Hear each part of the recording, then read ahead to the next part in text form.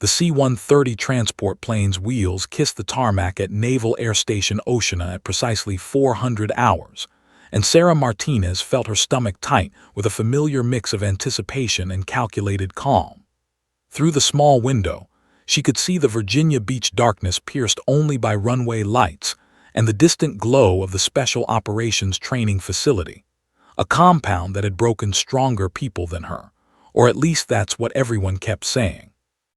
The loadmaster gave her a look as she stood to collect her gear, not hostile exactly, but curious, like he was trying to figure out if she was lost or incredibly brave or incredibly stupid. Sarah had seen that look before. She'd been seeing it her whole life. At 5'4" and 125 pounds, Sarah Martinez looked like she should be teaching yoga or competing in college track, not stepping into one of the most elite military training programs in the world. Her dark hair was pulled back in a regulation bun, her face clear of makeup, her uniform crisp despite the 6-hour flight from Camp Pendleton. She moved with an economy of motion that spoke of discipline, every gesture purposeful, nothing wasted. "Good luck, Marine," the loadmaster said as she passed, and something in his tone suggested she'd need it. The Virginia humidity hit her like a wet blanket as she descended the aircraft stairs.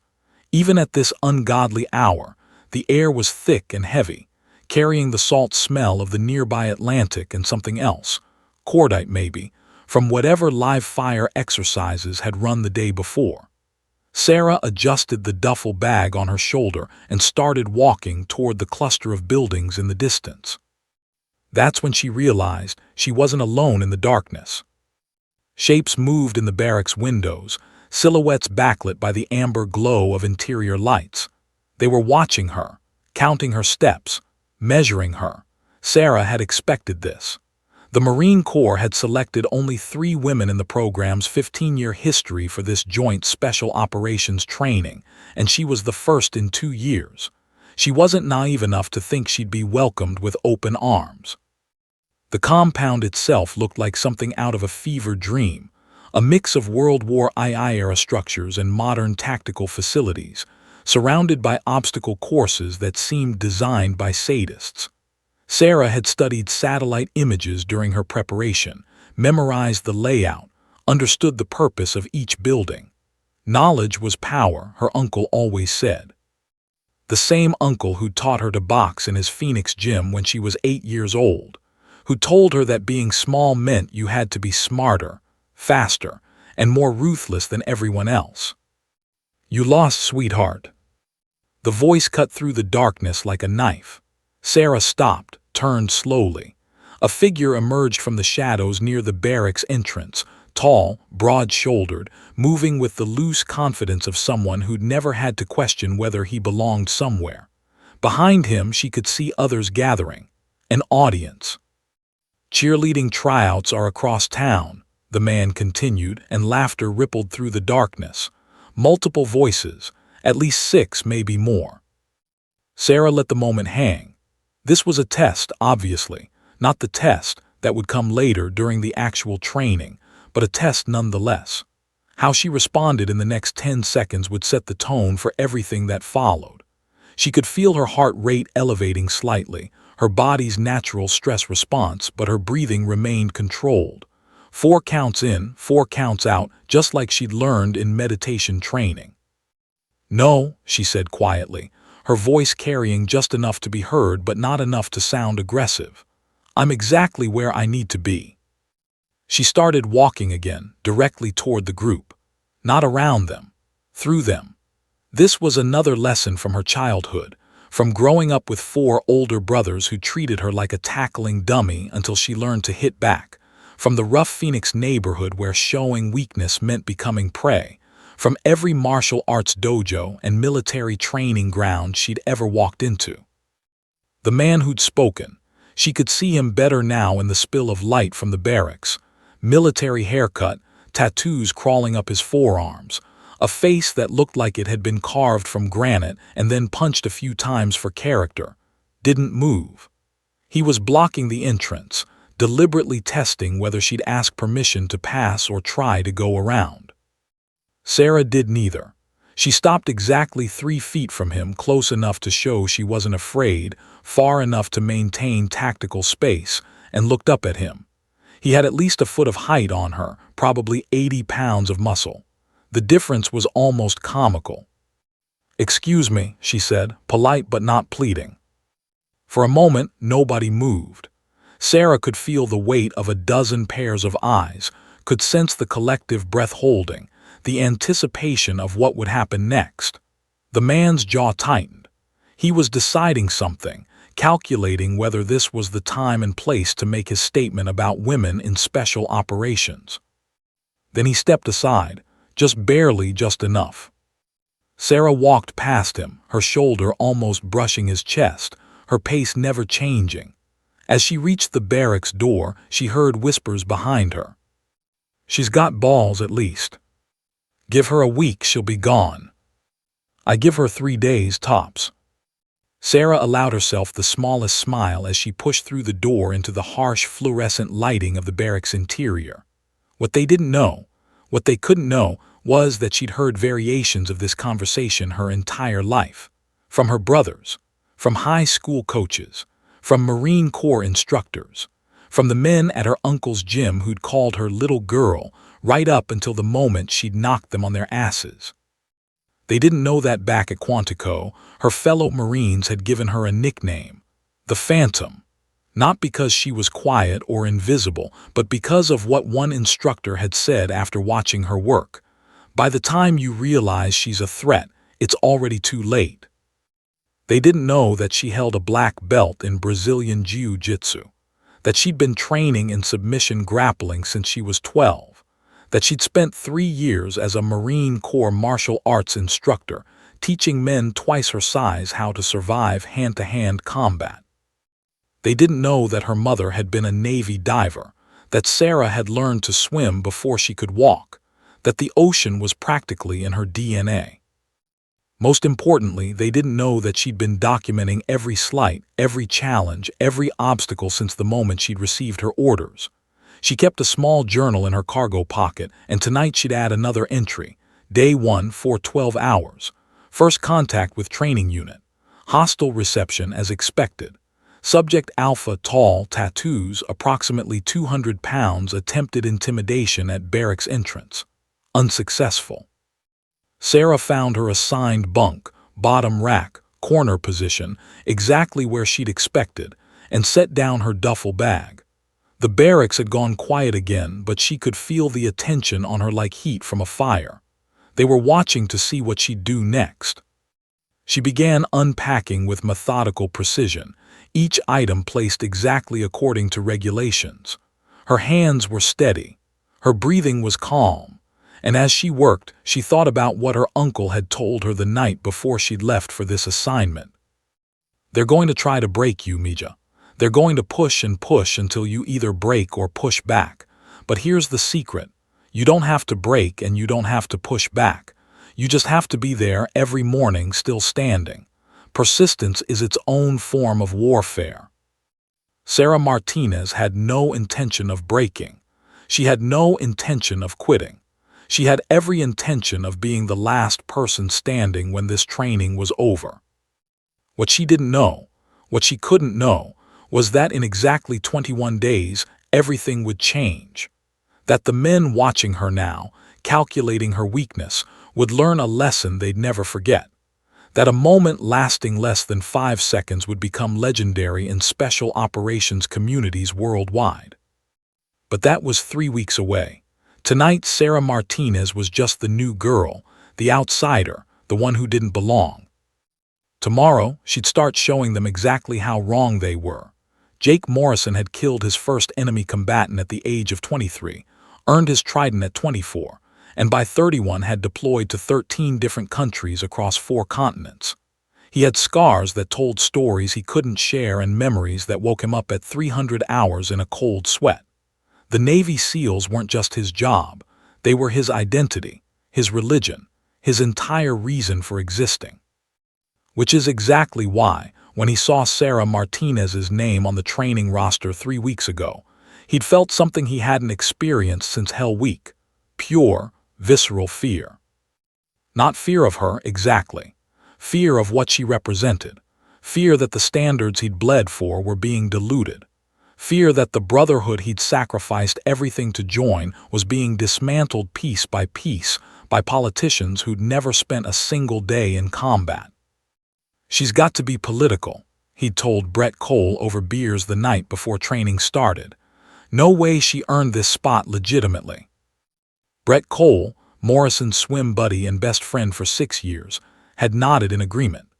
Cole was 2 inches shorter than Morrison's 6-foot frame, but somehow seemed to take up more space, barrel-chested, with arms like tree trunks and a neck that looked like it had been carved from granite.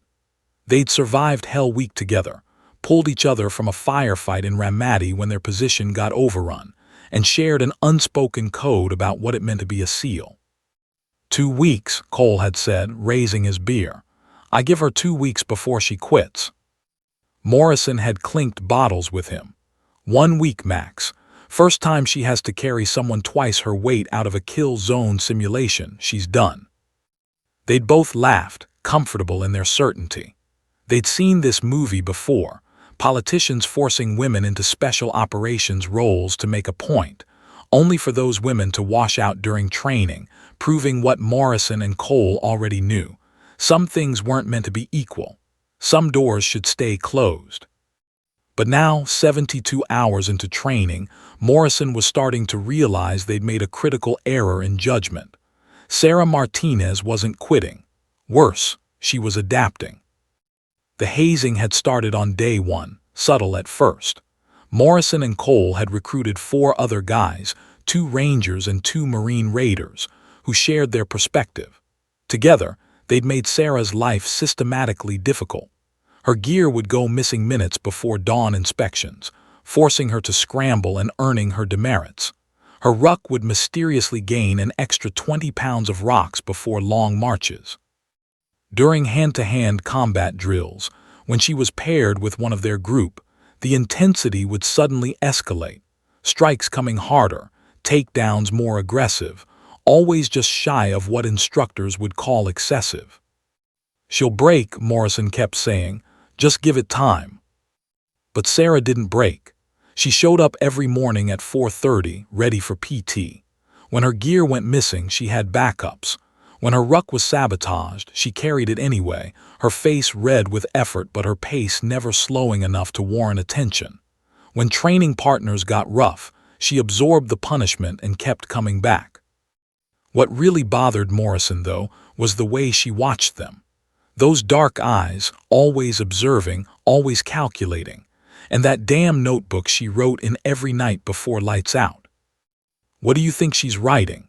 Cole asked on day 5, watching Sarah from across the barracks bay as she sat on her bunk, pen moving across pages. "Probably crying to her diary about how mean we are," Morrison sneered. But even as he said it, he didn't believe it. There was something too purposeful about the way she wrote dates, times, details. It looked less like a diary and more like an intelligence report. He tried to sneak a look once, coming up behind her during a break. But Sarah had closed the notebook with lightning speed and looked up at him with that small, unsettling smile. "Research," was all she said. "Research on what?" Morrison had demanded. "Human behavior under stress," Sarah replied evenly. "Fascinating subject. Did you know that people who feel threatened often engage in dominance displays to reassert control, like silverback gorillas chest beating when a rival enters their territory?" Cole had laughed at that, thinking it was funny. Morrison hadn't found it amusing at all. There was something in her tone, not mocking, exactly, but analytical, like she was studying them the way a scientist studies lab rats. By the end of week 1, cracks were starting to show, but not in Sarah. 3 other candidates had quit, including one of the Rangers who'd been helping with the hazing. The guy simply couldn't handle the physical demands and the mental pressure. But Sarah kept going, and Morrison noticed something that made his stomach turn. The other trainees were starting to respect her. It started small. During a particularly brutal ruck march on day 8, one of the Air Force PJs, a guy named Chen who'd stayed neutral in the harassment, had developed a stress fracture in his foot. He was falling behind, risking failure. Sarah had somehow noticed despite carrying her own crushing load. She dropped back, redistributed some of Chen's weight into her own ruck, and paced him through the final 3 miles. The instructors had noticed, Chen had noticed, and word spread. "She's playing the sympathy card," Cole insisted when Morrison brought it up. "Trying to make friends because she knows she can't cut it on performance alone." But Morrison wasn't so sure anymore. During Week 2's tactical navigation exercise, Sarah had been the only candidate to successfully infiltrate the objective without being detected by the OPFOR, opposing force, instructors. Her small size, which they'd assumed was a weakness, had made her nearly invisible moving through the brush. She'd completed the exercise in record time. Then came the ocean phase, and Morrison had been certain, absolutely certain, this would be the end. The Atlantic in March was brutal, hovering around 55 degrees. The endless treading water, the underwater navigation, the combat swimming while carrying gear, it broke people regularly. Sarah's smaller frame meant she'd lose body heat faster, tire more quickly. He'd watched her shiver through the night exercises, teeth chattering so hard he could hear them from 10 feet away. Her lips had turned blue. Her hands shook when she tried to tie knots. During one particularly long treading water evolution, he'd been sure she was going to signal quit, raise her hand, ring the bell, end this charade. But she didn't. She outlasted men who outweighed her by 80 pounds. And then, during an underwater navigation drill, something happened that made Morrison's blood run cold. Davis, one of the rangers, got his leg tangled in old fishing net at 30 feet down. Morrison saw it happen. The panic, the thrashing, the moment when Davis's training failed him and he started drowning. Davis's swim buddy had surfaced for help, but help was 20 seconds away, and Davis didn't have 20 seconds. Sarah dove without hesitation.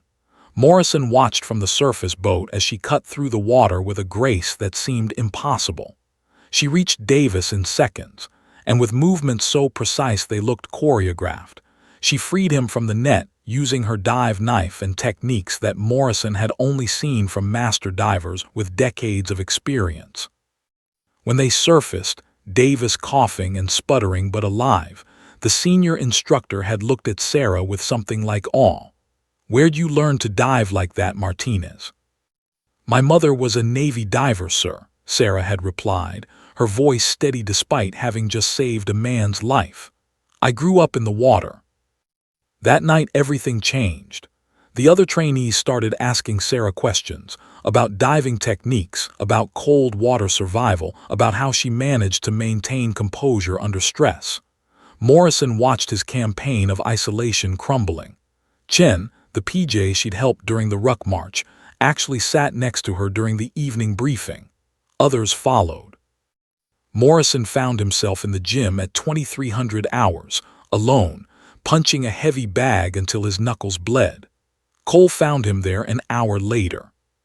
"She scored higher than you on the tactics exam," Cole said quietly, knowing this would hurt Morrison. "Instructors are calling her a natural." Morrison hit the bag harder. This wasn't how it was supposed to go. Sarah was supposed to quit, supposed to prove them right, supposed to validate everything they believed about who belonged in the teams and who didn't. 3 weeks, Morrison said, breathing hard. "We've got 3 weeks left. She could still wash out." Or, Cole said slowly, "we could help her wash out." Morrison stopped punching. He knew he should shut this down, should tell Cole they needed to let it go, should admit, at least to himself, that maybe, just maybe, they'd been wrong about Sarah Martinez. But pride is a poison that works slowly, and Morrison had been drinking it his entire career. The idea that he could be wrong, that his worldview could be flawed, that Sarah's success somehow diminished his own accomplishments, it was too much to accept. "What did you have in mind?" he asked. Cole's smile was ugly in the dim gym lighting. "Nothing that'll leave marks, just a message, a reminder that she doesn't belong, no matter how many people she impresses." Morrison should have said no. In the years that followed, lying in bed at 3 in the morning, he'd replay this conversation 1,000 times and wish he'd been strong enough to walk away. But in that moment, with his ego bruised and his certainty cracking, he nodded. 36-hour Liberty starts Friday, Cole continued. Most everyone will hit Virginia Beach for drinks. We make sure we're back early. Make sure she gets the message. Neither of them noticed Sarah Martinez in the observation room above the gym, having just finished her own workout. Neither of them saw her pull out her small notebook and write, Day 14, 23:47 hours. Subjects Alpha Morrison and Bravo Cole meeting privately in gym. Hostile body language, planning something. Escalation likely imminent. She closed the notebook and allowed herself a small, cold smile. They thought they were the hunters. They had no idea she'd been 3 steps ahead of them since the moment she'd arrived. The trap was almost set. She just had to wait for them to walk into it. Week 3 arrived with the kind of humid Virginia heat that made everything feel like it was wrapped in wet wool. The training had intensified to levels that separated the merely good from the truly exceptional. Out of the original 40 candidates, only 28 remained. 3 had quit outright. 9 had been medically dropped for injuries ranging from stress fractures to a dislocated shoulder. Sarah Martinez was not only still standing, she was thriving in ways that made Jake Morrison's jaw clench every time he saw the daily performance rankings posted outside the instructor's office. She'd placed 3rd overall in the urban combat simulation, outscoring Morrison by 2 points. First in tactical medicine, where she'd performed a simulated field amputation with hands so steady the instructor had actually stopped mid-exercise to compliment her. Second in marksmanship, top 5 in every single category except pure strength assessments, where physics simply worked against her smaller frame. But it was more than the scores that ate at Morrison. It was the way the entire dynamic of the training unit had shifted. Sarah had become a hub. Candidates sought her out for advice on everything from cold water survival to combat medicine techniques. Even the instructors had started using her as a demonstration model for proper form in various exercises. Watch Martinez, the senior combat instructor had said during a close-quarters battle drill. See how she uses angles instead of trying to overpower. That's economy of force. That's working smarter, not harder. Morrison had felt 27 pairs of eyes turn to watch Sarah, and in that moment, something inside him had fractured. This was supposed to be his spotlight. He was the 8-year veteran SEAL. He was the one with 13 deployments, not some 5'4" Marine who looked like she should be serving coffee instead of serving in special operations. The hazing had escalated accordingly. Morrison and Cole had become more brazen, more aggressive.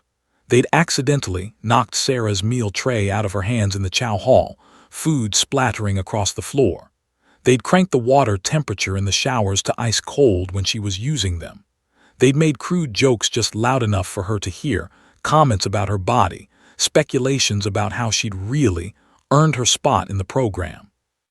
Sarah's response to all of it had been the same, calm documentation followed by complete focus on her performance. She never complained to instructors, never confronted Morrison or Cole directly, just wrote in that damn notebook and kept exceeding standards.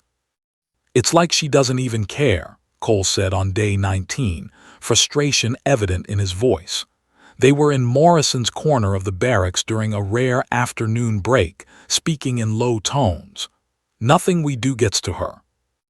Everyone breaks eventually, Morrison insisted, but even he was starting to doubt it. He'd seen combat veterans crack under less pressure than what they'd been applying to Sarah. The fact that she seemed immune to it was starting to feel less like strength and more like something otherworldly. What Morrison didn't know, what he couldn't know, was that Sarah had been preparing for this her entire life. Growing up as the only girl with 4 older brothers who'd viewed her as a punching bag, until she learned to punch back had given her a PhD in psychological warfare. The Phoenix neighborhood where she'd been raised didn't forgive weakness, and her uncle's boxing gym had been a laboratory for learning how to absorb punishment and wait for the perfect counterpunch. Every insult Morrison and Cole threw at her she'd heard before, every accidental physical contact she'd experienced worse. The hazing wasn't breaking her, it was boring her. She was waiting for them to escalate to something actionable, something she could use. And she knew they would. Desperate men always did. Day 20 brought the announcement everyone had been waiting for, a 36-hour Liberty Pass. The first real break in 3 weeks of relentless training. The barracks erupted in cheers and immediate planning for trips to Virginia Beach bars, restaurants, anywhere that wasn't this compound. Sarah had different plans. During that afternoon's hand-to-hand combat training, she'd rolled her ankle executing a sweep, nothing serious, but enough to make her limp slightly. The instructor had noticed and pulled her aside. "You need to get that checked, Martinez. Can't have you going into next week's exercises compromised." "It's fine, sir. Just needs ice and rest." "That's an order, not a suggestion. Hit the medical bay, get it wrapped, and stay off it during Liberty. That's 2 days of recovery time, use it." Sarah had nodded, but inside she was calculating. A rolled ankle meant she had a legitimate reason to stay in the barracks during Liberty. And something in Morrison's eyes during that day's training, a particular intensity when he'd looked at her, told her that the escalation she'd been waiting for was coming soon. That evening, as most of the training unit piled into vans headed for Virginia Beach, Sarah sat on her bunk with her ankle elevated and iced. Only 5 other candidates had stayed behind. 2 were injured like her. 3 were using the time to study for upcoming written exams. Morrison and Cole had been among the first to leave, Morrison practically dragging Cole toward the vans with an enthusiasm that seemed forced. "You sure you don't want to come?" Chen, the Air Force PJ, had asked Sarah before leaving. "Might be good to get off base, clear your head." "Ankle needs rest," Sarah had replied with a smile. "Besides, I could use some quiet time. 3 weeks of testosterone overload is exhausting." Chen had laughed and headed out. By 1900 hours, the barracks were nearly empty. By 2000 hours, Sarah was alone in her bay. The other candidates who'd stayed behind were in different sections of the building. She'd iced her ankle for the prescribed 20 minutes, then tested it. Sore, yes, but functional. The roll had been real, but not as severe as she'd let the instructor believe. Sarah had learned long ago that sometimes appearing slightly wounded made predators bold, and bold predators made mistakes. At 2100 hours, she pulled out her notebook and reviewed her entries. 3 weeks of documentation, times, dates, witnesses, specific incidents. Everything cataloged with the precision of an intelligence operative. She had enough to file a formal complaint that would end Morrison and Cole's careers. But that wasn't what she wanted. A paper trail was too passive, too bureaucratic. What she wanted was for them to cross a line so clear, so undeniable, that there would be no debate about who was wrong. She wanted them to put their hands on her, to escalate from psychological harassment to physical assault. Because once they did that, she could respond with the full measure of her training, and everything that followed would be legally, morally, and tactically justified. Sarah knew this made her something other than a pure victim. She was setting a trap, baiting it with her apparent vulnerability. Some might call it manipulative. She called it strategic. Her uncle had taught her that in a fight, you don't just react, you control the circumstances. You make your opponent fight your fight, not theirs. At 2200 hours, she changed into her PT gear, shorts and a navy t-shirt, and climbed into her bunk. The barracks were quiet except for the hum of fluorescent lights and the distant sound of traffic from the highway. She set her internal alarm for 500 and began the meditation breathing that would allow her to sleep lightly, maintaining awareness even in rest. This was another skill from her childhood, learning to sleep in a house with 4 brothers who thought it was hilarious to wake her up with ice water or air horns. She developed the ability to hover in a state between sleeping and waking, her subconscious monitoring for threats while her body rested. As her breathing slowed and her heart rate dropped, Sarah's last conscious thought was a simple calculation. Morrison and Cole would be back, probably drunk, probably angry after a night of stewing over her success, probably ready to do something stupid. And when they did, she'd be ready. Outside, the Virginia night was warm and still. Inside the barracks, a trap was set. All that remained was for the prey to walk into it. 3 hours and 47 minutes later, they would. And in those 3 seconds that followed, everything, Morrison's career, Cole's future, Sarah's life, and the entire culture of special operations training, would change forever. But for now, Sarah Martinez slept. Her body relaxed, but her mind coiled like a spring, waiting for the footsteps she knew were coming. The Anchor Bar on Atlantic Avenue was packed with military personnel from 3 different bases, all celebrating their respective Liberty Passes with the kind of intensity that comes from weeks of controlled stress suddenly released.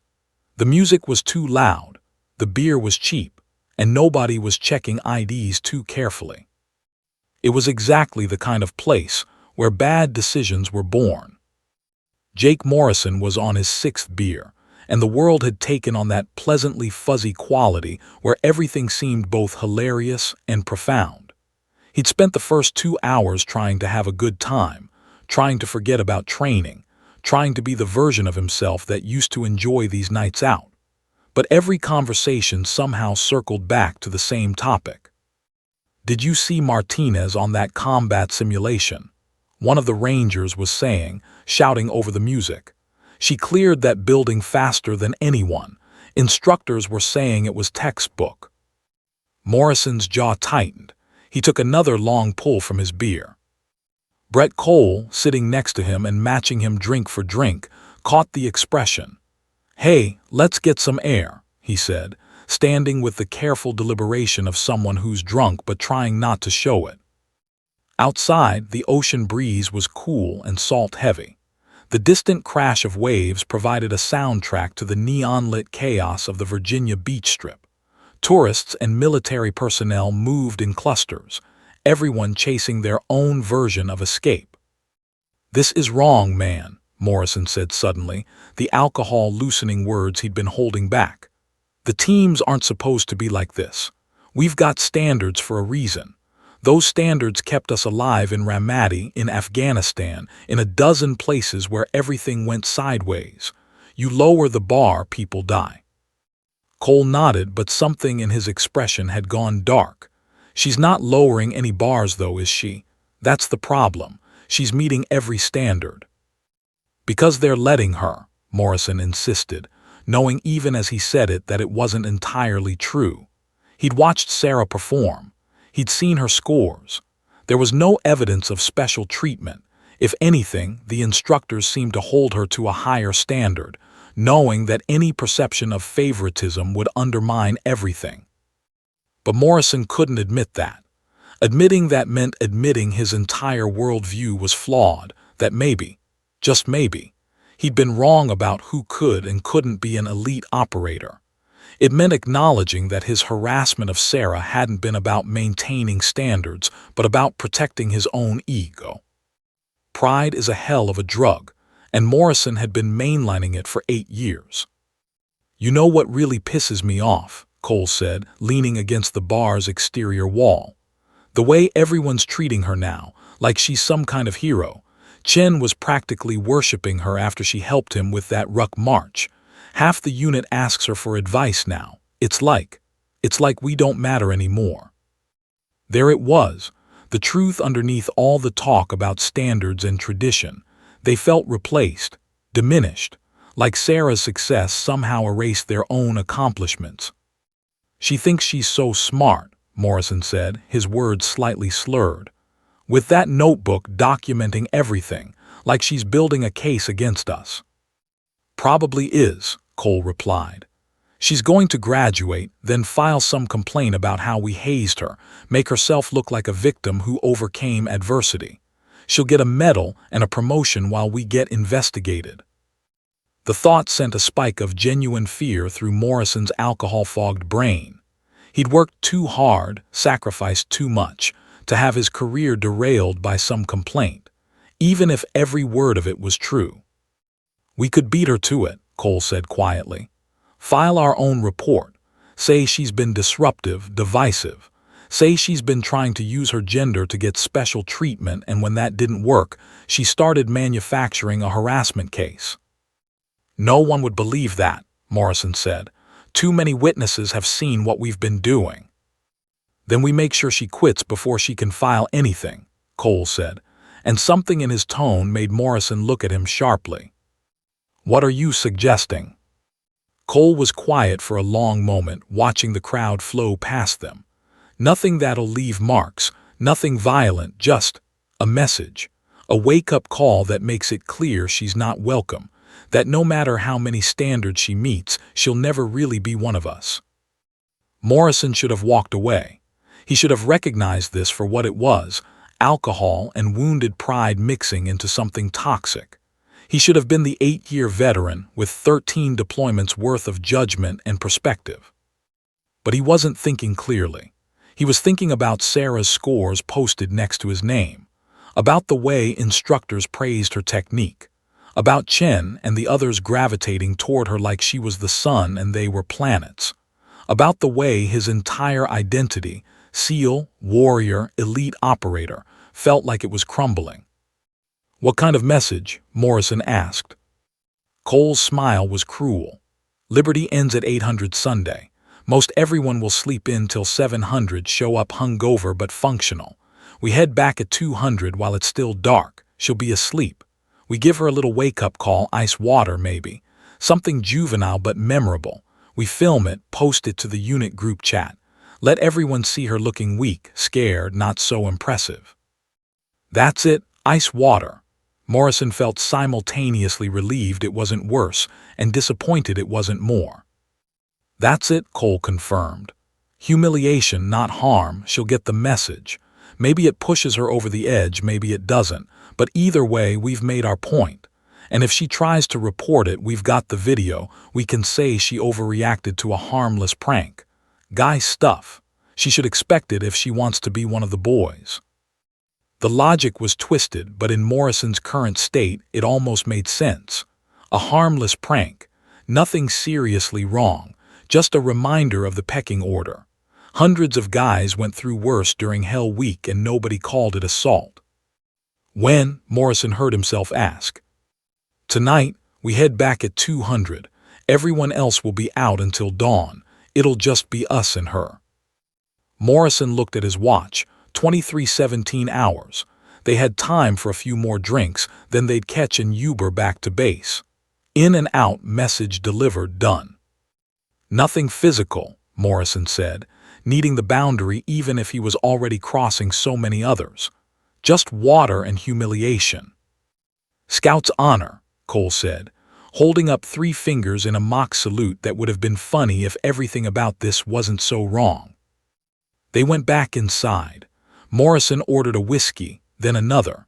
The alcohol helped quiet the small voice in his head that was screaming warnings. Cole matched him shot for shot, both of them building liquid courage for what they were about to do. At 1:45, they stumbled into an Uber. The driver, a retired Army sergeant who'd seen countless drunk service members, shook his head but said nothing. The base was only 15 minutes away. Morrison stared out the window, watching Virginia Beach blur past. In the reflection, he saw his own face flushed, eyes slightly unfocused, jaw set with determination that felt noble in his intoxicated state. He was protecting something important, maintaining standards, sending a message. He didn't see what he really was. A scared man whose ego had been bruised, making a decision that would haunt him for the rest of his life. Cole was scrolling through his phone, pulling up the camera app. "I'll film it," he said. "You dump the water. We keep it short, in and out, 10 seconds max." 10 seconds, Morrison agreed, as if that made it better. As if the duration of the assault somehow mitigated the assault itself. They reached the base at 2:03. The gate guard, seeing their military IDs and recognizing them from the training unit, waved them through without questions. The compound was dark and quiet, most of the lighting dimmed for night operations. Their footsteps echoed too loudly on the pavement as they approached the barracks. Morrison's heart was pounding now, adrenaline mixing with alcohol in a toxic cocktail.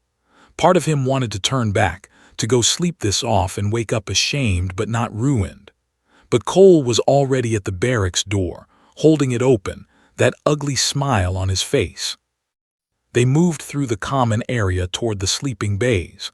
Morrison grabbed an ice bucket from the water station, filled it from the sink. The sound of running water seemed impossibly loud in the silence. Inside the bay, they could see Sarah's bunk in the corner, a small form under the regulation blanket, completely still, asleep, vulnerable. Cole pulled out his phone, the screen's glow casting harsh shadows across his face. He looked demonic in that light, Morrison would think later, or maybe they both did. "Ready?" Cole whispered. Morrison lifted the bucket. His hands were shaking slightly, from alcohol, from adrenaline, from the last vestiges of conscience screaming at him to stop. But he didn't stop. He walked toward Sarah's bunk, Cole following with the camera recording. What neither of them knew, what they couldn't possibly know, was that Sarah had been awake for the last 30 seconds. That she'd heard the barracks door open, heard their whispered voices, tracked their movements with the precision of someone who'd been preparing for exactly this moment. Her eyes were closed, but her consciousness was fully alert. Her muscles were relaxed but ready to explode into action. Her breathing was the slow, steady rhythm of sleep, but her mind was calculating distances, angles, response options. Morrison reached her bunk, raised the bucket. Cole positioned himself to get Sarah's face in the shot, wanting to capture the moment of shock and fear. "Do it," Cole whispered. Morrison tilted the bucket, and Sarah Martinez's eyes snapped open like a predator who'd been lying in wait. The trap had been sprung. The prey had walked right into it, and in the next 3 seconds, 2 Navy SEALs would learn a lesson they'd never forget. Time has a strange quality in moments of violence. Scientists say it's the brain going into overdrive, processing information at maximum capacity, making milliseconds feel like minutes. Sarah Martinez had experienced this phenomenon before, in sparring matches, in combat simulations, once in a back alley in Phoenix when 3 men had thought she was an easy target. But this time was different. This time she'd been waiting for it. At 2:47 a.m. exactly, Sarah's consciousness registered multiple data points simultaneously. 2 sets of footsteps, cadence, and weight distribution indicating intoxication. Elevated respiration, audible from 15 feet away. The smell of alcohol and cologne mixing with sweat. And most importantly, the subtle shift in air pressure as something large was lifted above her bunk. Her eyes remained closed, her breathing steady, her body seemingly relaxed. But internally, every system had gone to combat readiness. Her heart rate, which had been resting at 52 beats per minute, spiked to 90 in less than a second. Adrenaline flooded her bloodstream. Her muscles, seemingly loose, were coiled springs ready to release explosive force. Through slitted eyelids, she saw the silhouette. Morrison, 6 feet tall, approximately 205 pounds based on how he moved, holding what appeared to be a bucket. Behind him, Cole, slightly shorter, bulkier, with the unmistakable glow of a phone screen illuminating his face. They were filming. Of course they were. These idiots were actually documenting their own crime. Sarah heard Cole's whispered voice, "Get her face in the shot." That's when she knew. This wasn't just harassment anymore. This was assault, battery, and about a dozen other offenses she could cite from the Uniform Code of Military Justice. More importantly, they'd crossed the line she'd been waiting for them to cross. The bucket tilted. Ice-cold water hit her chest and face. And Sarah Martinez moved. Her right leg swept up and out in a motion, so fast it seemed to blur, catching Morrison's ankles with a classical Brazilian Jiu-Jitsu de la Riva sweep.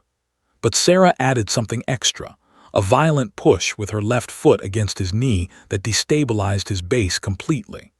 Morrison's 205 pounds of muscle went airborne, his center of gravity violating the laws of physics he thought he understood. He crashed to the concrete floor with a sound like a sack of cement dropped from a truck bed. The bucket flew from his hands, clattering across the bay floor, spilling the remaining ice and water. Sarah rolled left off her bunk, landing on the balls of her feet, water dripping from her face and hair. Her eyes had gone completely cold, not angry, not emotional, just utterly focused. This was the look her brothers had learned to fear, the look that meant Sarah had stopped being a person and become a weapon. Cole's brain, slowed by alcohol and shock, took a full second to process what had just happened. His combat training finally kicked in and he lunged forward, reaching for Sarah with both hands. In his intoxicated logic, he was trying to restrain her, to stop whatever was happening. It was the worst decision he would ever make. Sarah saw him coming, tracked his movement, calculated his trajectory, and executed a response that was equal parts physics and poetry. She sidestepped left, simultaneously grabbing Cole's right wrist with both hands. Using every ounce of his own momentum, 195 pounds of muscle and bad intentions, she performed a textbook Koshi Gyuruma, a judo hip throw that her sensei had made her practice 10,000 times. Cole's body rotated through space in a perfect arc. For a brief, surreal moment, he was completely horizontal, 3 feet off the ground, his face showing an almost comical expression of confusion and terror. Then gravity reasserted itself. Cole slammed into the concrete floor directly beside Morrison with a thunderous impact that shook the entire bay. He landed on Morrison's phone, the screen shattering with an audible crack, the device still recording everything. Total elapsed time, 3.4 seconds. The barracks exploded into chaos. Lights slammed on. Voices shouted. Candidates who'd been sleeping bolted upright, their training making them combat-ready in seconds.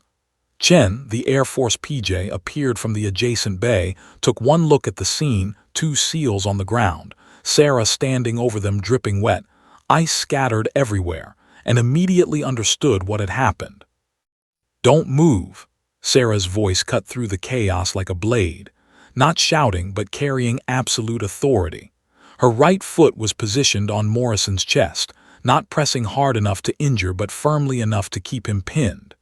Morrison was trying to get up, his alcohol-fogged brain still not fully comprehending what had occurred.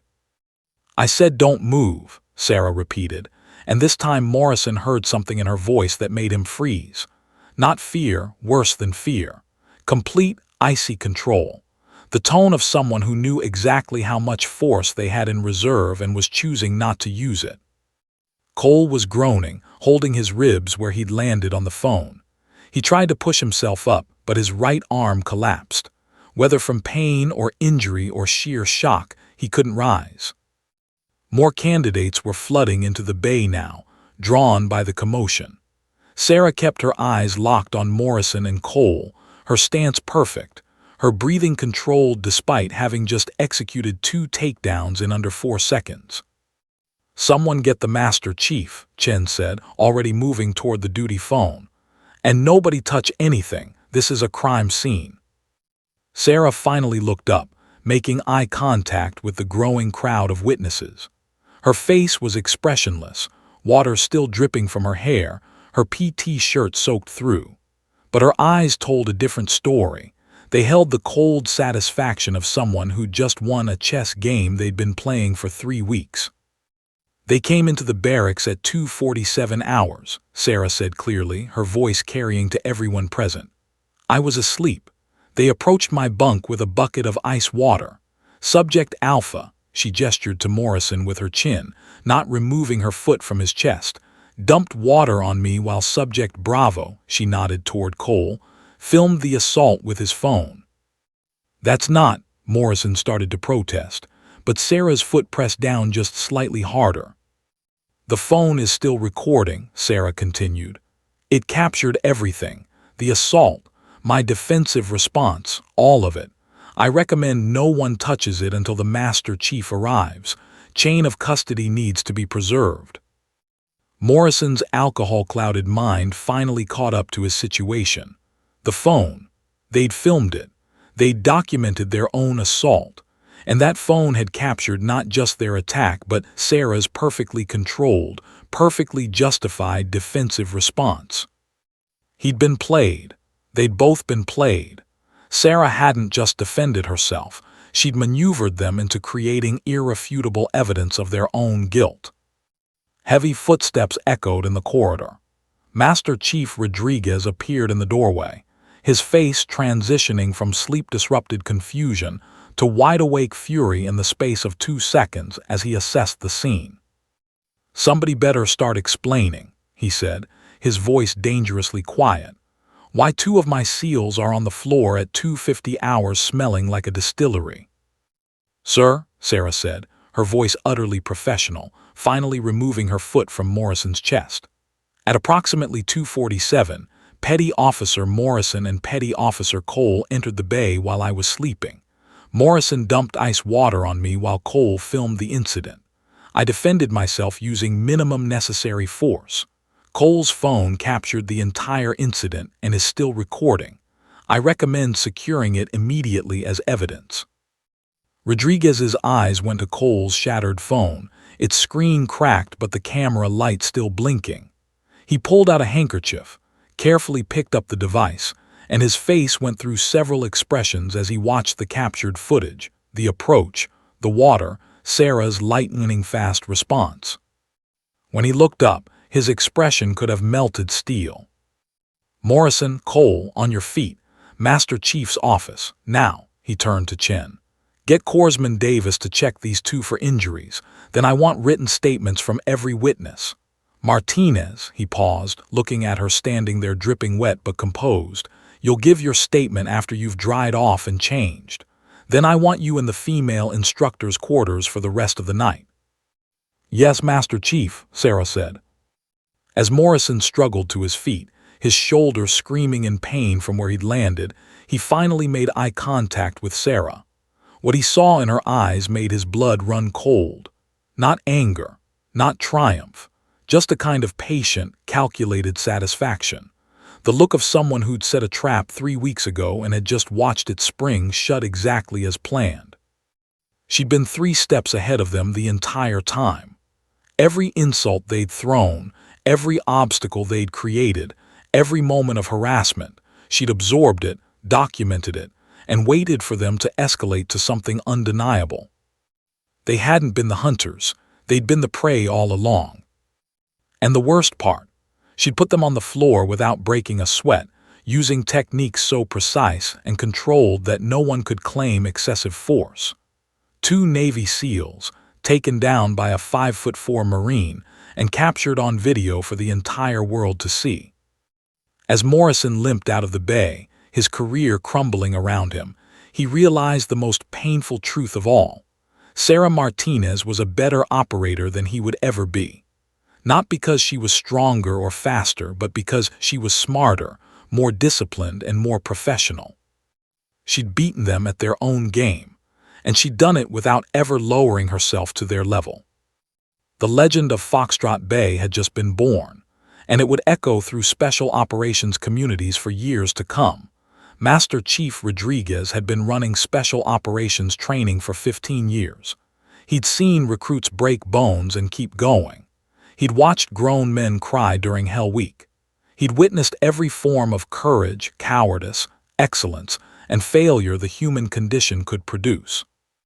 But as he sat in his office at 3:20 hours, watching Cole's phone video for the 4th time, he felt something he hadn't experienced in his entire career. A cold, visceral rage mixed with professional disgust. The video was damning. Crystal clear despite the low light, it showed everything.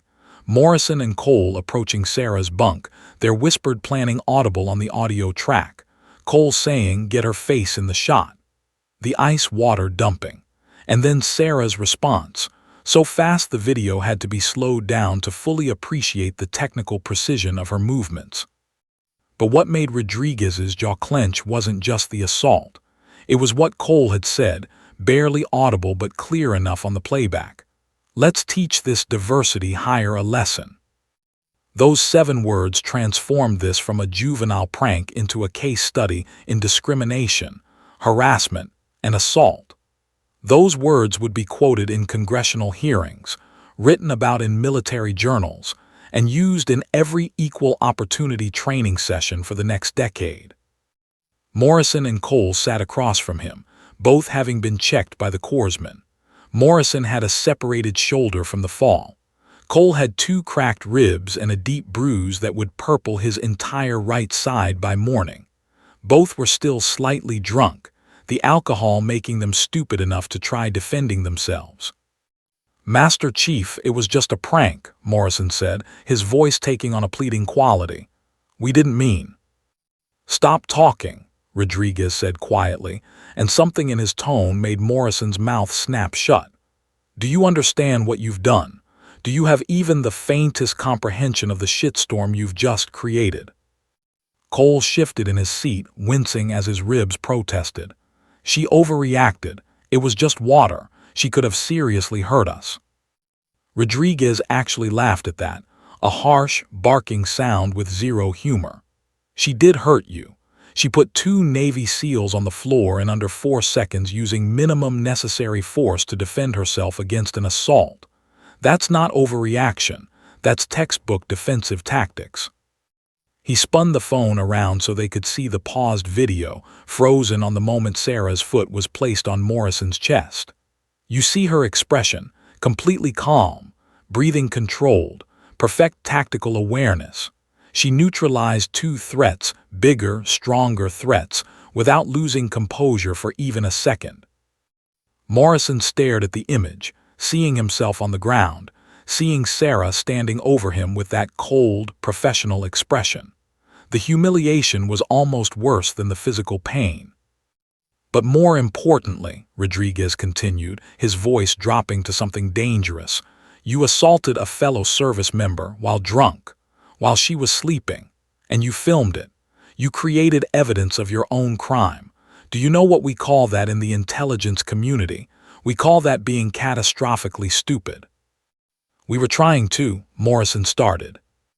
"I know what you were trying to do," Rodriguez cut him off. "You were trying to break her. You've been trying to break her for 3 weeks. Oh yes, I know all about it. You think I don't see everything that happens in my training unit.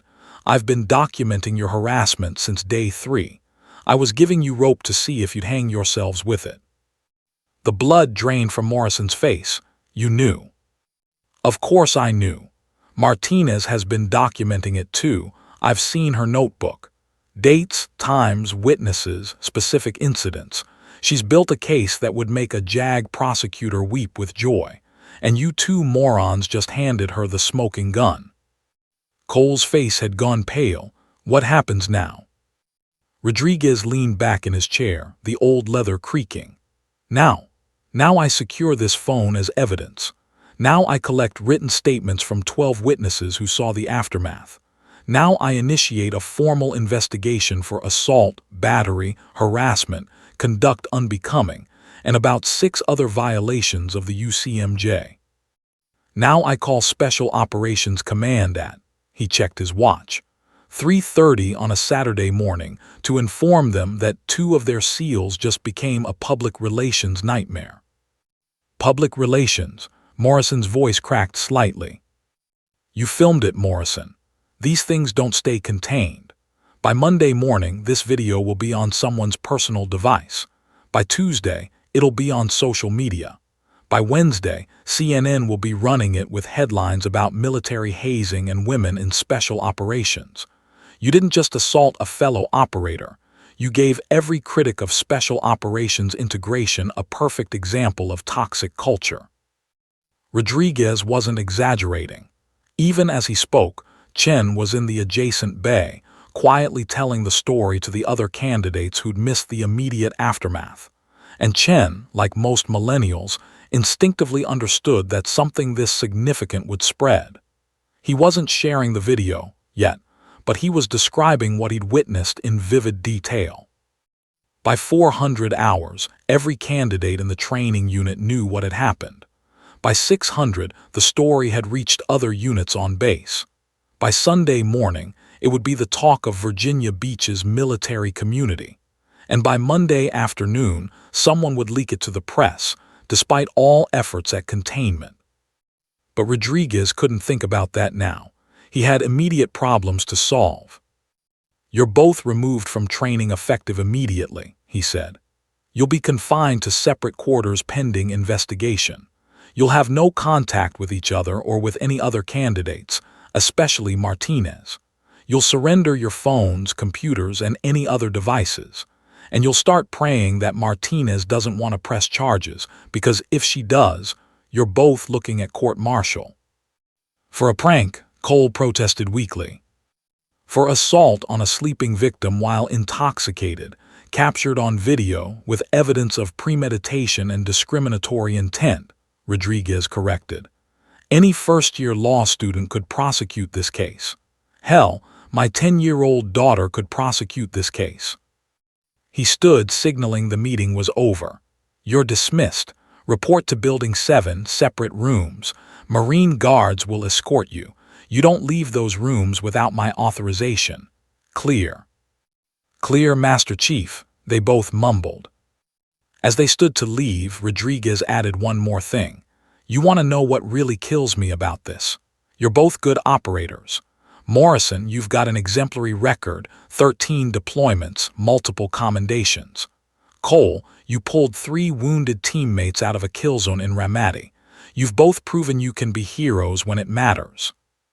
He shook his head, disappointment evident in every line of his face. "But you couldn't handle one woman succeeding on her own merit. Your egos were so fragile that her excellence felt like your failure, and that fragility just ended your careers." After they left, escorted by stone-faced Marine guards, Rodriguez sat alone in his office and pulled up the training rosters on his computer. Sarah Martinez's file stared back at him. Top 10% in nearly every category. Excellent peer reviews from the candidates who weren't aligned with Morrison and Cole. Instructor notes praising her tactical acumen and composure under pressure. He opened her training notebook that he'd quietly photocopied for his own records. 3 weeks of meticulous documentation. Professional, thorough, never emotional, never exaggerated, just facts and observations. The work of someone who understood that if you're going to make a case, you make it airtight. Rodriguez smiled grimly. Martinez had played this perfectly. She'd absorbed the harassment, documented everything, and waited for them to escalate to something she could use. And when they finally crossed that line, she'd responded with such technical precision that there was no question of proportionality or excessive force. She'd turned their attack into a demonstration of exactly why she deserved to be in special operations. His phone rang. The Special Operations Command duty officer responding to Rodriguez's earlier call.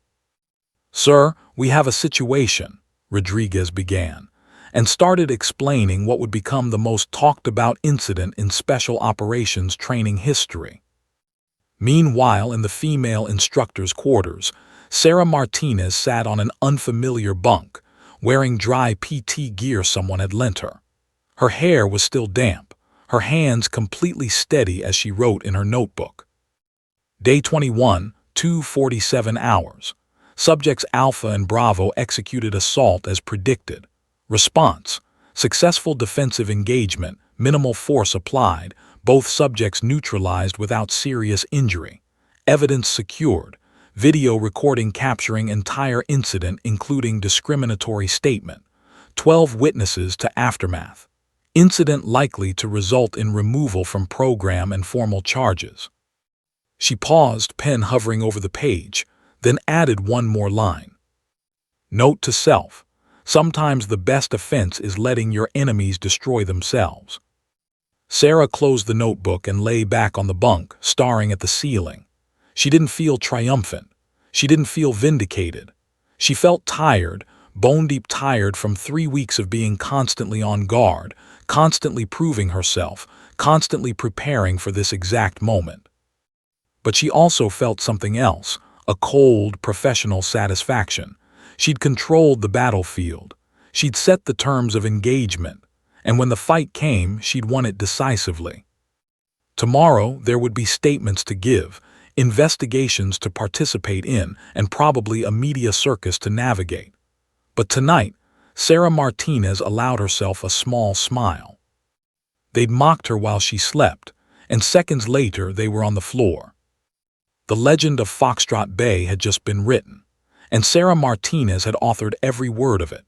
The NCIS field office in Norfolk was deliberately intimidating. Gray walls, fluorescent lighting that made everyone look guilty, and furniture designed for discomfort rather than ergonomics.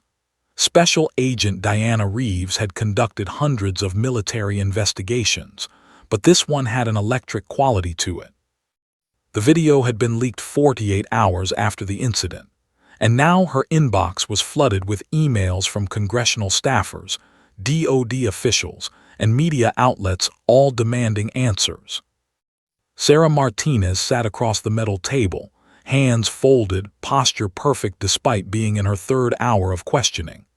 2 NCIS agents flanked Reeves, and a JAG officer, Captain Marcus Chen, no relation to the Air Force PJ, sat to the side observing. "Let's go through it again," Reeves said, though her tone suggested admiration rather than suspicion. "Why didn't you report the harassment earlier, Corporal Martinez?" Sara met her gaze steadily.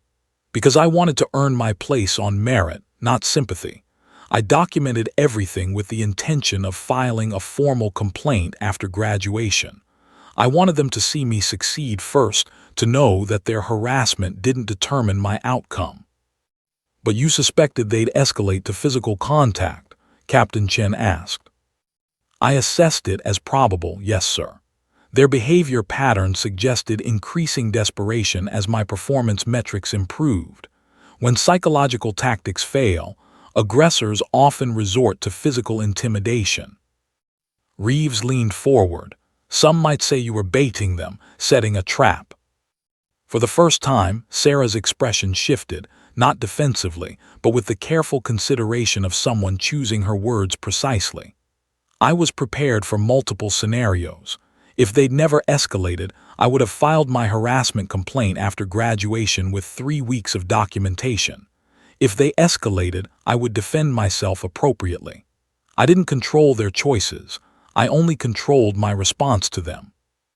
And that response, Reeves pulled up the video on her tablet, the one that had now been viewed over 3 million times online. "We've had 3 different martial arts experts analyze this.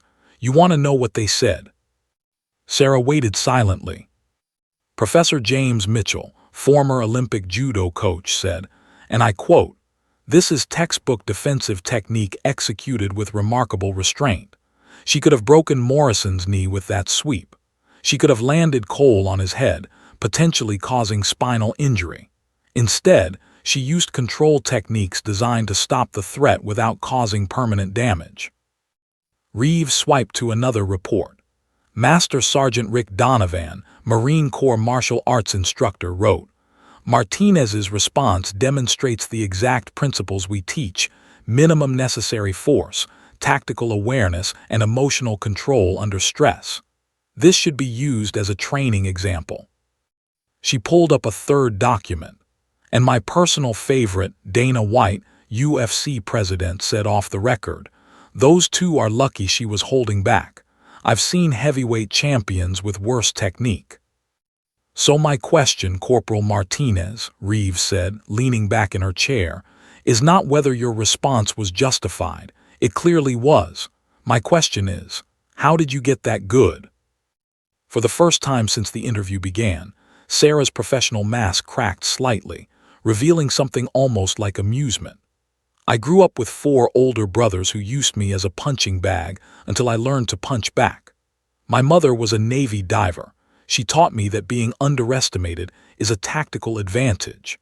My uncle ran an underground boxing gym in Phoenix where I learned that size doesn't matter if you understand leverage and timing.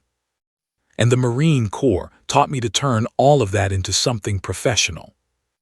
Underground boxing gym, one of the other agents asked. Sarah smiled properly now. The legal kind of underground just meant it wasn't a fancy facility, concrete floor, heavy bags held together with duct tape, and fighters who didn't care about weight classes. You either learned to survive against bigger opponents or you stopped showing up. Reeves made a note, and the notebook, the documentation. My uncle also taught me that if you're going to make a case, make it airtight. Dates, times, witnesses, specific incidents. Facts, not feelings. I knew that if it came to my word against two decorated SEALs, I needed evidence that couldn't be dismissed or disputed. Did you know they were planning something that night? Captain Chen asked. Sarah considered this carefully. I suspected increased probability. The 36-hour liberty provided opportunity. My apparent vulnerability, staying behind with an injury, presented what they might perceive as an opening. Their behavioral pattern suggested they felt their window for asserting dominance was closing, but I didn't know specifically what they'd do or when. But you were ready, Reeves stated. I'm always ready, Sarah said simply. That's the job. In another interrogation room 3 doors down, Jake Morrison sat with his head in his hands, watching the same video for what must have been the 100th time. His attorney, a Navy JAG officer named Lieutenant Commander Pearson, sat beside him looking like someone who'd been handed an impossible case. They're showing you footage from barracks cameras you didn't know existed, Pearson said quietly, pulling up a different video on his laptop. Week 1 through week 3, every incident of harassment documented from multiple angles. Morrison watched himself and Cole making Sarah's life miserable. Week after week, incident after incident. And worse, he could see the faces of other candidates in the background, not joining in, looking uncomfortable, disapproving. He'd thought he was protecting the teams, but all he'd really been doing was isolating himself. There's hours of this, Pearson continued. Her hiding her gear, you sabotaging her equipment, the accidental physical contact, the crude comments. And Martinez's face. She never shows the hurt, but she's clearly aware of everything happening. I thought I was maintaining standards, Morrison said, his voice hollow. No, Pearson corrected gently but firmly. You were protecting your ego.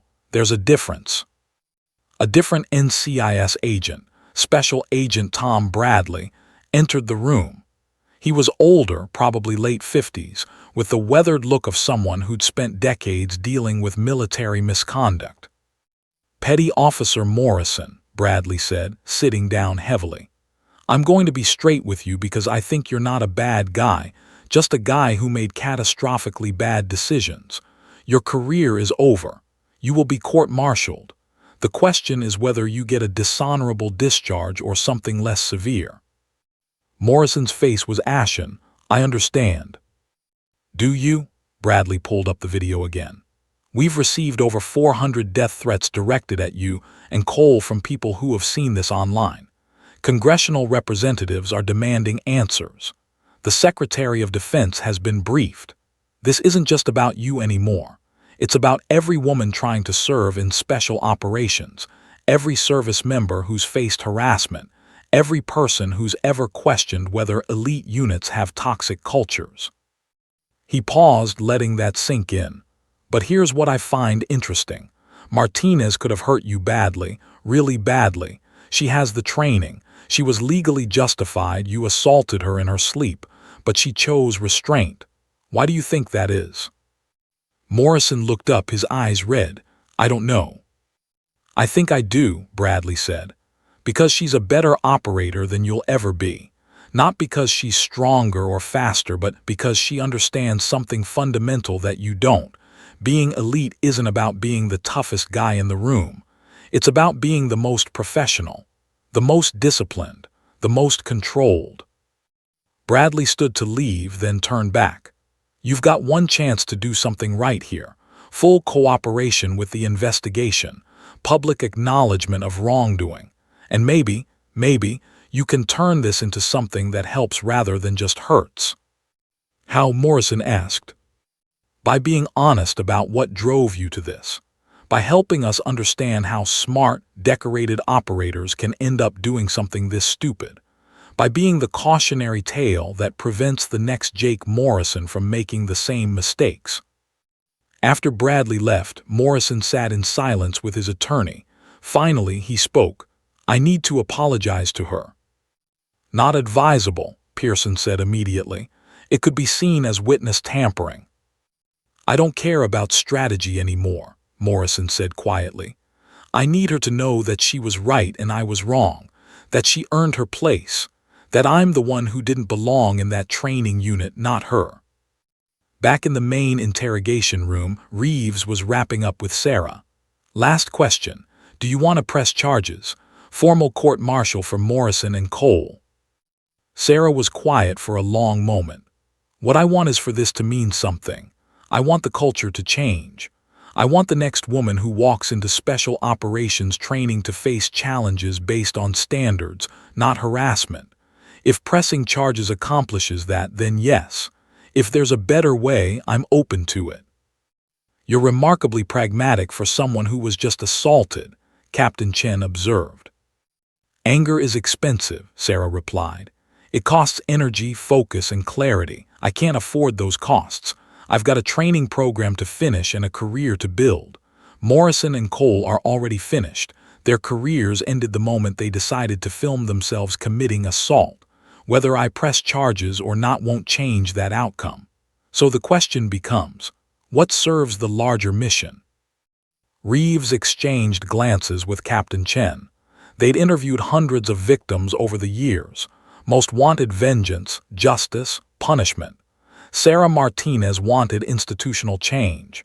She was thinking strategically even now. You're going to be famous, you know, Reeves said. That video has gone viral. You're a symbol now. Sarah's expression tightened almost imperceptibly. I didn't want to be a symbol. I wanted to be an operator. You can be both, Captain Chen said. And honestly, the special operations community needs what you represent. Excellence over intimidation, professionalism over machismo. Sarah nodded slowly, accepting the reality she couldn't change. Then let's make sure the story that gets told is the right one. Not woman gets revenge on harassers, but professional service member defends herself appropriately and prompts necessary cultural change. Deal, Reeves said, extending her hand across the table. As Sarah shook it, she thought about Morrison and Cole somewhere else in this building, their lives imploding. She didn't feel triumphant. She felt sad that it had come to this, sad that two decorated veterans had destroyed themselves over pride and fear, sad that the lesson had to be learned this way. But if it meant the next Sarah Martinez wouldn't have to fight the same battle, then maybe, just maybe, it was worth it. 5 years later, Captain Sarah Martinez stood in front of Auditorium C at the Naval Special Warfare Center in Coronado, California. The room held 230 people, the largest special operations candidate class in history. Among them were 42 women, more than had ever been in a combined class before. Sarah wore her dress blues, the bronze star with Valor device gleaming on her chest alongside her Purple Heart and Combat Action ribbon. Her shoulder bore the patch of Marine Special Operations Command. She was 30 years old, and the gray-haired admirals in the front row looked at her with a respect that had been earned in blood, sweat, and sand across 3 deployments. But today wasn't about her combat record. Today was about the incident that had made her famous, whether she'd wanted that fame or not. Some of you know the story, Sarah began, her voice carrying to the back of the auditorium. You've seen the video. It has 47 million views now, I checked this morning. There are memes, TikTok recreations, and at least 3 different rap songs about it. One of them is actually pretty good. Laughter rippled through the audience. Sarah smiled, then grew serious. But let me tell you what the video doesn't show. She clicked a remote and images appeared on the screen behind her. This is Jake Morrison. After his removal from the program, he accepted non-judicial punishment, received an other than honorable discharge, and entered mandatory counseling. He got sober. He confronted the beliefs and insecurities that drove his behavior. And then he did something I didn't expect. He requested to work with the Navy's anti-hazing and equal opportunity programs. The next image showed Morrison speaking to a group of young sailors. Older now, humbler, the arrogance replaced with something that looked like hard-earned wisdom. Morrison now runs one of the most successful anti-hazing programs in the Department of Defense. He travels to bases worldwide, telling his story, showing that video, and explaining how pride and fear turned him into something he never meant to be. We're not friends, probably never will be. There's too much history, but he's doing the work and lives are better for it. Another click. Brett Cole appeared on screen. Cole's path was different. He was bitter at first, blamed me, blamed the system, blamed everyone but himself. It took him 2 years and a failed marriage before he hit bottom. But eventually, he found his way too. He works with veteran suicide prevention now because he says he understands what it's like to lose your identity and not know how to rebuild.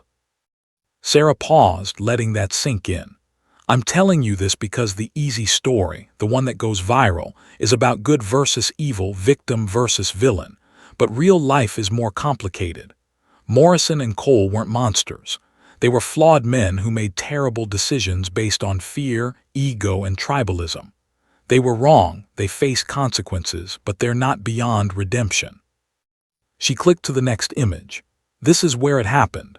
The barracks bay where 2 SEALs ended up on the floor. Special Operations Command renamed it Foxtrot Bay, F for Fair Chance.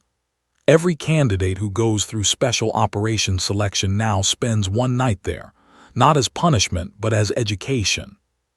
The screen showed the bay, now lined with plaques describing the incident, the investigation, and the cultural changes that followed. You'll sleep in Foxtrot Bay during your training.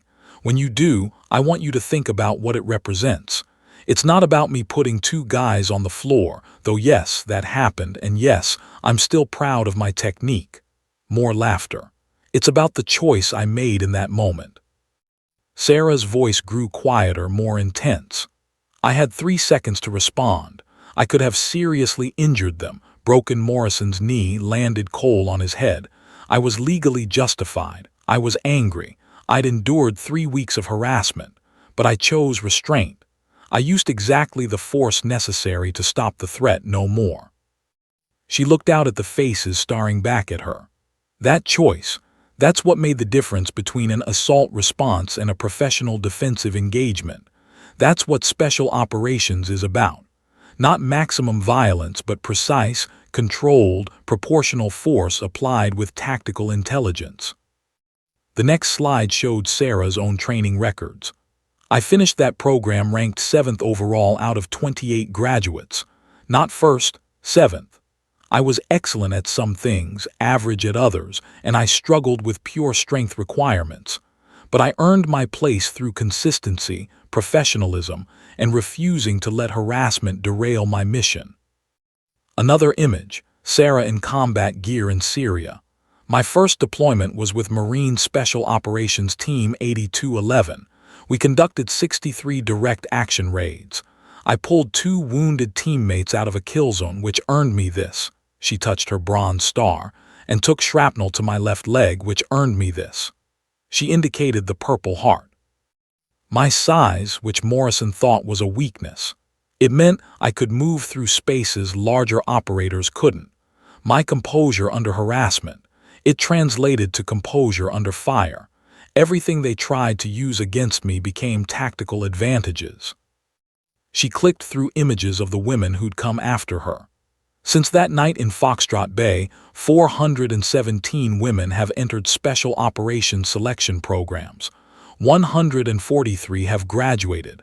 That's a 33% success rate, exactly the same as men. Not better, not worse. Equal. Sarah's voice strengthened. That's what standards mean. Not barriers designed to exclude, but measures designed to ensure capability. Real standards don't care about gender, race, or background. They care about performance. The screen changed to show new policy documents. The incident prompted a complete review of special operations culture, new harassment reporting procedures, mandatory equal opportunity training, anonymous feedback systems, cultural liaison officers. None of it perfect, but all of it progress. She moved to the edge of the stage, looking directly at the candidates. Some of you will face discrimination. Some will face harassment. Some will face people who don't believe you belong. My advice. Sarah's expression grew fierce. Document everything. Master your craft. Be so good they can't ignore you. Build alliances with people who value excellence over exclusion. And if someone crosses the line from words to actions, if they put their hands on you, you have every right to defend yourself. Her voice dropped. Just make sure that when the dust settles, when the investigations conclude, when the videos go viral, you can look in the mirror and know you were the professional in the room, that you used minimum necessary force, that you took the high road even when they took the low one. The room was absolutely silent. 3 weeks of harassment didn't break me. 2 guys dumping ice water on me didn't break me. Do you know what would have broken me? Responding with excessive force, letting anger control my actions, becoming the thing they accused me of being, someone who didn't belong in special operations. Sarah clicked to a final image, her small notebook, the one that had documented everything. This is still my most important piece of gear. I carry it on every deployment. When I mentor young operators, and I've mentored 87 now, I tell them the same thing my uncle told me: if you're going to make a case, make it airtight. She closed the presentation. They mocked me while I slept, and seconds later they were on the floor. That's the story everyone knows. But here's the story I want you to remember. I put them on the floor without losing my professionalism, my composure, or my integrity. That's the legacy of Foxtrot Bay, not the takedown but the restraint, not the viral video but the culture change that followed. Sarah looked at the 42 women scattered throughout the audience. You're going to face challenges I can't predict, but I promise you this, you won't face them alone. And you won't face a system that tolerates harassment the way it did 5 years ago. It's not perfect, we've got work to do, but it's better. And it's better because someone had to stand up, document the truth, and prove through excellence that capability isn't determined by gender. She snapped to attention. You're dismissed to your training companies. Make us proud. As the auditorium emptied, a young woman approached, Marine Private First Class Chen, no relation to the Air Force PJ. She looked nervous but determined. Ma'am, I just wanted to say, I almost didn't join the Marines. I thought I wasn't strong enough, wasn't tough enough. Then I saw your video, and I realized that strength comes in different forms. Sarah smiled, the same smile she'd worn that first morning in Virginia Beach. What's your MOS, Private? Combat engineer, ma'am. Hopping for special operations eventually. Document everything, Sarah said, pulling out her current notebook, number 7 in the series. Build your case through excellence. And remember, they can doubt you, they can mock you, they can try to break you. But if you're good enough and professional enough, they can't stop you. Private Chen saluted and left, walking with a confidence that hadn't been there before. Alone in the empty auditorium, Sarah allowed herself a moment of reflection. 5 years since that night. 5 years of being a symbol when all she'd wanted was to be an operator. 5 years of interviews, policy meetings, and speaking engagements alongside the actual job of serving in special operations. It hadn't been the career she'd planned, but maybe it was the career the community needed. Her phone buzzed. A message from Master Chief Rodriguez, now retired but still watching over his former candidates. Heard your talk was excellent. The legend of Foxtrot Bay continues. Proud of you, Martinez. Sarah typed back, they made it easy. All I had to do was be professional. Turns out that's the hardest thing of all. She gathered her materials and headed for the door.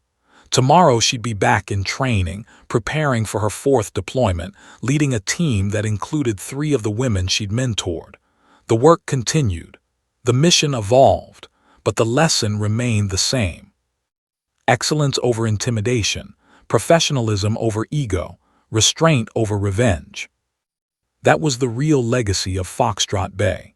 Not a viral video, but a standard for how to handle adversity with grace, respond to threats with precision, and change a culture through undeniable competence.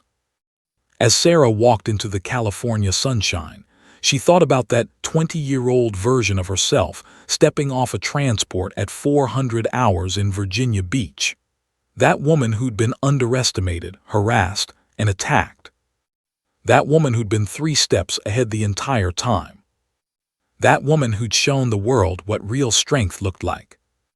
Sarah Martinez smiled and headed to her next mission, carrying the weight of that legacy with the same composure she'd shown that night.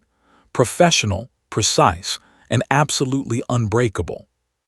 The legend of Foxtrot Bay would echo through special operations for generations. But for Sarah, it was just one chapter in a career built on proving that when they count you out, you show them exactly who you are. Not with anger, not with bitterness, but with excellence that speaks louder than any insult, any harassment, any doubt.